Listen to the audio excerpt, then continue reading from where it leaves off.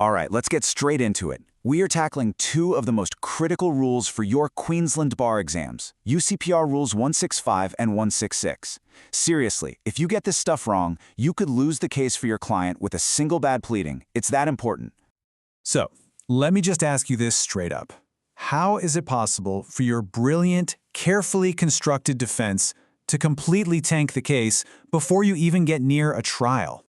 The answer is a punch in the gut. It's called a deemed admission. That's the landmine we're here to talk about. It's when a simple mistake in your pleading means you've accidentally admitted a fact you were meant to be fighting. So let's make sure that never, ever happens to you. Okay, so here's our game plan. We're going to walk through the 4 basic responses you have. Then we'll get into the big one, denial versus non-admission.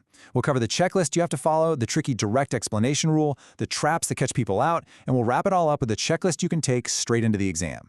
Right. First up, Section 1, the 4 pleading responses. These are your foundational choices, all laid out in Rule 16.5. So, Rule 165, Subrule 1, gives you 4 moves. You can admit it? Yep, it's true. You can deny it? Nope, absolutely false. You can not admit it, which we'll get into. Or you can plead another matter. That's basically you saying, look, the plaintiff's version is just wrong, and here's the real story. Okay, Section 2. Now, I need you to lean in for this one. Denial versus non-admission. If there is one thing the examiners love to test you on, this is it. This distinction is absolutely everything.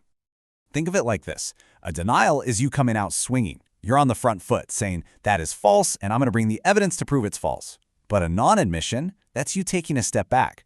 You're saying, honestly, I don't know if that's true or not, so I'll make the other side prove it, but, and this is the crucial part, I can't call any evidence about it. That last bit, that's the whole ballgame. And here's the rule that makes it real. Rule 165, Subrule 2. It is brutally clear. You plead a non-admission, you are out of the game on that fact. You've officially put your hands up and said, I'm not calling any evidence on this point. It's a massive tactical call. And if you want to see how this plays out, you have to know the case of Williams v. Scholes. Write that one down. In that case, the defendant tried to be clever. They didn't admit some deaths, then sat back and tried to ambush the plaintiff at trial, saying they hadn't proved them. Well, the court was having none of it. Justice Chesterman basically said that's not what the rules are for. You can't just hide in the bushes with a non-admission and hope to spring a trap at the last minute. The whole point is to figure out what's really in dispute from the get-go. Okay, so what if a non-admission is actually your only option? How do you do it properly so you don't get into trouble? Well, that brings us to Section 3, the non-admission checklist, which comes straight out of Rule 166, Subrule 3. You have to think of this as a 3-step test, and you have to pass every part. First, you have to actually make inquiries. This isn't a passive thing. You have to go looking for the truth. Second, those inquiries have to be reasonable. What could you realistically do in the time you had? And third, only after you've done all that can you actually plead that you remain uncertain. Miss one step and your pleading is invalid. So, what's an unreasonable inquiry? For a perfect exam hypo, look no further than King v. Ivanovich. Another case to remember? In that one, the court looked at a situation where a lawyer didn't even bother to ask a co-defendant about a fact, even though they were represented by the same law firm. Unsurprisingly, the court said, come on, that's not reasonable. You have to at least make the phone call. It's a low bar, but you've got to clear it. That's King v. Ivanovich. And listen, it's not a one-and-done thing. Rule 166, Subrule 6, creates an ongoing duty. You can't just plead a non-admission and then forget about it. The rule says you have to keep inquiring. And if, down the track, you find out the answer and you can't admit or deny the fact, you are under an obligation to amend your pleading. Okay, let's move on to Section 4. This is the big one.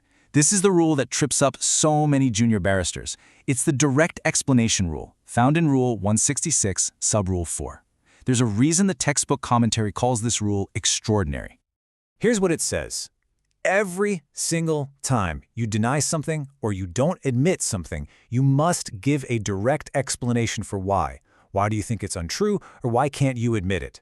That word must is not a suggestion. It is mandatory. So what does this look like? Well, here's what it doesn't look like. The allegation is denied because it's incorrect. That's the classic mistake. The court in Groves of LHMW called that out, saying it's not an explanation at all, it's just a contradiction.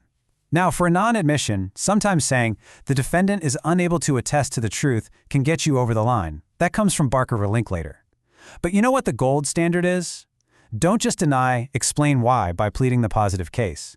The defendant denies X because actually the real fact is Y. That's how you do it. All right, Section 5. Let's talk about the sharp end of the stick, the traps you can fall into and the consequences. Because trust me, getting this stuff wrong, it hurts. So, let's say you've messed it up. You failed to give that proper, direct explanation required by Rule 166, Subrule 4. What happens next?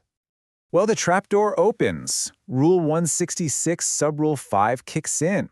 And it is the death penalty of pleadings. Your failed denial or your failed non-admission is treated as an admission. That's right, you just conceded the point. Game over for that issue. And here is another classic blunder. You'll see pleadings where someone tries to have it both ways. They'll write something like, the defendant denies, or in the alternative, does not admit the allegation. This is a total fail. You simply cannot do this. You've tried to follow the rules for a denial and for a non-admission at the same time, which means you've actually complied with neither of them. The Court of Appeal in Green v. Pearson was crystal clear on this. You have to pick a lane. So remember that case, Green v. Pearson. Which brings us right to the end, Section 6. This is the bit you're going to want to pause and write down. This is your final exam checklist. Okay, let's burn this into your memory. Rapid fire. Your options: admit, deny, not admit. That's Rule 165.1. Non-admission means no evidence. That's Rule 165.2, and your case is Williams v. Schultz. The checklist for a non-admission: inquire, be reasonable, remain uncertain. That's Rule 166.3, and your case is King v. Ivanovich. Remember, it's an ongoing duty under Rule 166.6. You need a direct explanation for every single denial and non-admission. That's Rule 166.4. A bad explanation leads to a deemed admission. That's Rule 166.5, and your case is gross. Unable to attest might work for a non-admission. That's Barker v. Linklater. And finally, never plead, deny, or not admit. That's your Green v. Pearson trap. Got it? Look, these rules aren't just technicalities designed to trip you up. They're weapons. If you know how to use them, you can frame the entire battle on your terms. But if you get them wrong, they will self-destruct your case from the inside out. So the only question left is, are you ready to draft a defense that actually attacks instead of one that self-destructs?